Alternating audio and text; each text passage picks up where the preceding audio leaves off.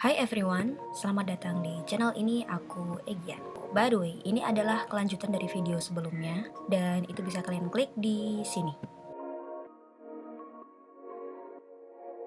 Hari ini sudah lebih dari 2 pekan sejak awal invasi Rusia terhadap Ukraina guys. Bagaikan nonton film live action, krisis Rusia-Ukraina telah membelah respon masyarakat dunia, termasuk respon muslim di dunia.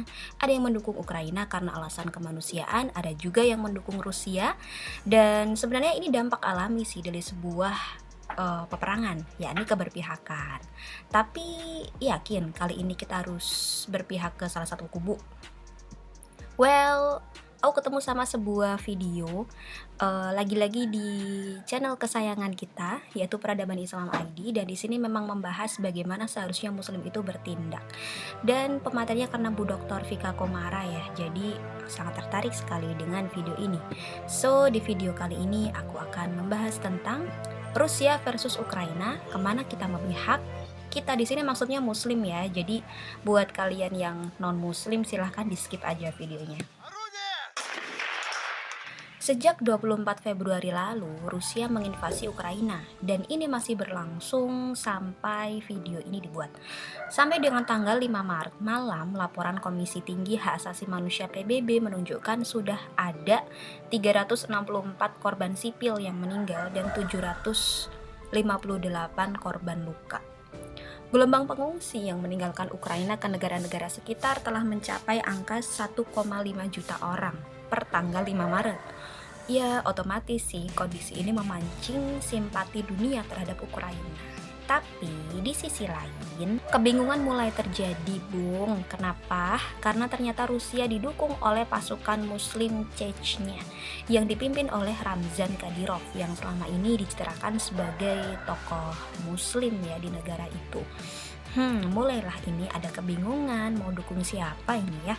Ditambah lagi ternyata Ukraina merupakan mitra baik dari Israel, bahkan meminta bantuan Israel untuk menengahi konflik dengan Rusia.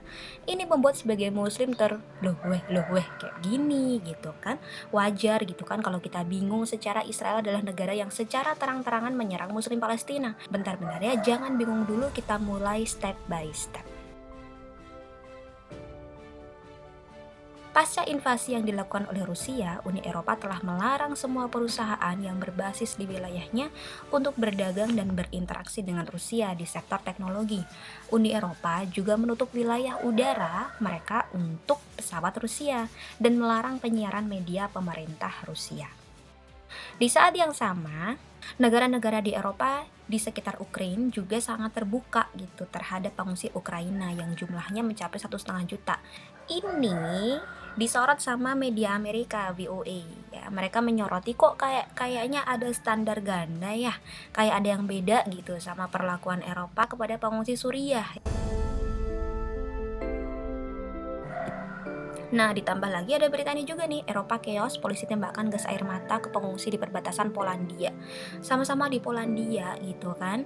Orang-orang kan akhirnya bertanya-tanya, kenapa kepada pengungsi Ukraina sebegitu terbukanya, tetapi kepada pengungsi dari Timur Tengah seperti pengungsi dari Suriah demikian, sampai kemudian muncul celetukan nih, kemanusiaan hanya untuk mereka yang bermata biru dan berambut blonde atau berambut pirang. Dan ini cukup menjelaskan bahwa Ukraina berada di kubu barat yang memiliki sentimen yang terpampang nyata gitu kepada pengungsi muslim. Oke, kita berlanjut dari Uni Eropa ke AS. Bagaimana dengan AS? Amerika Serikat juga memperlihatkan dukungannya ke Ukraina dengan memberikan sanksi kepada Rusia nih. AS melarang perusahaan energi Rusia seperti Gazprom, kemudian perusahaan pipa minyak Transneft, sampai-sampai AS juga memutus beberapa bank Rusia terhadap SWIFT atau Society for Worldwide Interbank Financial Telecommunication ya, atau sebuah sistem digital yang menghubungkan 11.000 bank di 200 negara. Ini merupakan sanksi ekonomi yang cukup memukul bagi Rusia. Dan di sisi lain, selain tadi ada Uni Eropa, ada AS ya yang kemudian berpihak ke Ukraine, ada juga Israel. Nah, di sini ada berita nih bahwa Israel akan kirim bantuan kemanusiaan ke Ukraina di tengah invasi Rusia. Ada semacam berita juga sih bahwa presiden Ukraina yang sekarang ini merupakan keturunan Yahudi gitu, sehingga emang punya kedekatan sama Israel. Jadi kalau dibikin sebuah permisalan ya, versusan gitu ya, Ukraina dengan teman-temannya yaitu AS, Eropa, Israel membentuk sebuah kubu, sedangkan Rusia membentuk sebuah kubu bersama Cina. Sekalipun di sini Cina belum begitu kelihatan ya perannya, cuman ya mereka temenan aja gitu. Well, standar ganda Barat itu emang nyata guys, dan keberpihakan mereka ada pada kepentingan mereka. Kenapa Barat, Eropa, dan AS sebegitunya masif dan sistematis memboikot Rusia? Jawabannya gampang. Pertama adalah bagi Eropa, invasi Rusia ini merugikan mereka ya, merugikan Uni Eropa dan tidak dilakukan oleh sekutu mereka. Jadi gimana caranya supaya invasi ini segera berakhir? Adapun bagi Barat termasuk AS juga, prinsip kedaulatan teritorial Ukraina sangat penting. Tapi lagi-lagi ini menimbulkan pertanyaan, kenapa kedaulatan teritorial Ukraina dinilai sebegitu penting, sedangkan ada kedaulatan teritorial Palestina yang tidak mendapatkan tempat, kok gitu kan. By the way, soal kepentingan AS lebih lanjut kalian bisa cek di video sebelumnya.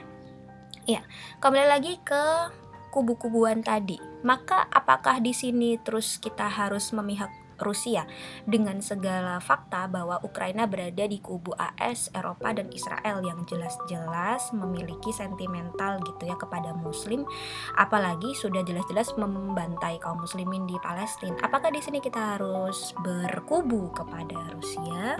Ya, oke. Memang di dalam sebuah peperangan itu ada konsep the enemy of my enemy is my friend. Musuh dari musuhku adalah temanku. Tapi kali ini di dalam Islam konsep ini tidak berlaku. Oke? Keberpihakan Muslim itu harus didasarkan pada syariat Islam. Kita kenal yang namanya konsep al-wala wal bara, yaitu kesetiaan kepada Allah dan Rasulullah serta kaum muslimin, serta melepaskan diri dari musuh-musuh yang jelas-jelas memerangi Islam dan kaum muslimin. Kita bisa lihat di Quran surat Ali Imran ayat 28 nih.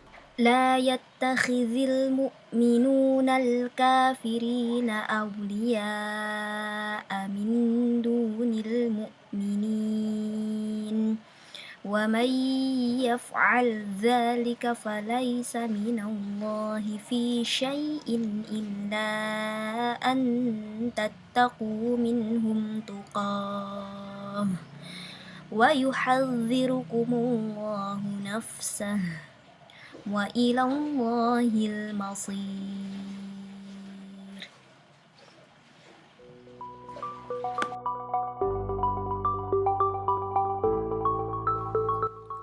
Keberpihakan Barat kepada Ukraina tidak sekonyong-konyong menjadi alasan kita mendukung invasi Rusia. Kenapa? Karena kejahatan Rusia terhadap entitas kaum muslimin di berbagai negeri pun juga gak bisa dibilang ringan ya. Jaringan HAM Suriah dalam laporan 2019 mengatakan rezim Rusia telah membunuh 6.686 warga sipil, 1.928 anak sejak mereka mengintervensi Suriah. Selain itu, rezim Rusia juga bertanggung jawab nih atas tertangkapnya ribuan anggota aktivis dakwah Islam di negeri-negeri Muslim di Asia Tengah. Artinya, di sini pun kita juga nggak bisa membela Rusia. Konsep the enemy of my enemy is my friend tidak berlaku. Kita balik lagi ke konsep al-wala wal bara, kesetiaan kepada Allah, Rasulullah, dan kaum muslim, serta melepaskan diri dari musuh-musuh yang jelas-jelas memerangi Islam dan kaum muslimin. Aku mau cerita terlebih dahulu tentang bagaimana sejarah ya di masa lalu, di mana sahabat Muawiyah bin Abi Sufyan bersitegang dengan Khalifah Ali bin Abi Thalib. Di tengah perselisihan itu, Romawi menghasut Muawiyah untuk mau bersekutu dengan Romawi memerangi pasukan Ali bin Abi Thalib. Bukannya terhasut, Muawiyah justru menjawab, dua saudara berselisih, dan apa urusan Anda gitu kan untuk masuk di antara mereka? Jika Anda tidak diam, aku akan mengirimi Anda pasukan yang panjangnya dimulai dari Anda dan berakhir kepadaku. Pasukan itu akan membawakan kepala Anda, sehingga aku bisa memberikannya kepada Ali. Oh, savage ya. So, bagaimana seharusnya sikap muslim? Di sini aku menyadur dari apa yang disampaikan oleh Dr. Vika Komara ya, Teh Vika. Nah, beliau menyampaikan beberapa poin nih. Pertama yaitu, baik Ukraina maupun Rusia itu bukan pilihan bagi muslim ya, tidak barat maupun timur. Artinya ya kita sama-sama berdoa lah ya dari fitnah akhir zaman gitu. Jangan sampai kita terjebak pada dua pilihan yang sebenarnya kita juga tidak harus untuk memilih pengen jejoinan yang mana. Yang kedua adalah tidak berlaku prinsip enemy of my enemy is my friend, karena ukurannya adalah kesetiaan terhadap Allah dan Rasulnya. Yang ketiga adalah umat Islam harus punya agenda sendiri, ini yang penting. Jadi alih-alih kita terombang-ambing begitu dengan konflik yang mereka ciptakan sendiri, umat Islam harus punya agenda sendiri, yakni mewujudkan supremasi politik peradaban Islam agar kaum muslimin tidak selalu menjadi bulan-bulanan atau bidak yang ditunggangi. Selain itu juga supaya kaum muslimin punya keberpengaruhan di dunia sehingga dapat menyelesaikan berbagai permasalahan yang terjadi di dunia. Memang sih nggak bisa kita pungkiri bahwa sejak runtuhnya Turki Utsmani 101 tahun yang lalu, umat Islam memang melulu jadi bulan-bulanan barat ya, entahlah jadi korban adu domba gitu ya, pembantaian Yahudi misalnya, pengusiran, pelecehan, bahkan nggak cukup itu juga gitu kan, itu pun masih ditambah dengan tuduhan sebagai teroris lah, yang aktif membantai siapa, yang dituduh teroris siapa gitu kan. Nah, atau tuduhan radikal gitu gara-gara pengen menerapkan Islam di kehidupan sehari-hari. Ditambah lagi kalau pas perang-perang begini, akhirnya kekuatan kaum muslimin dimanfaatkan gitu kan untuk mendukung pihak tertentu, dan itu kontradiktif sih sama kepentingan muslim juga, kepentingan Islam dan kaum muslimin juga. Nah, artinya kalau muslim itu pengen bangkit ya mau nggak mau harus bersatu kan gitu ya, sekaligus memahami Islam dari akar sampai daun serta meneladani metode perubahan ala Rasulullah, yaitu perubahan lewat pemikiran dan tanpa kekerasan. Mungkin lebih detail kita bisa bahas di video-video yang lain ya, karena ini udah cukup panjang.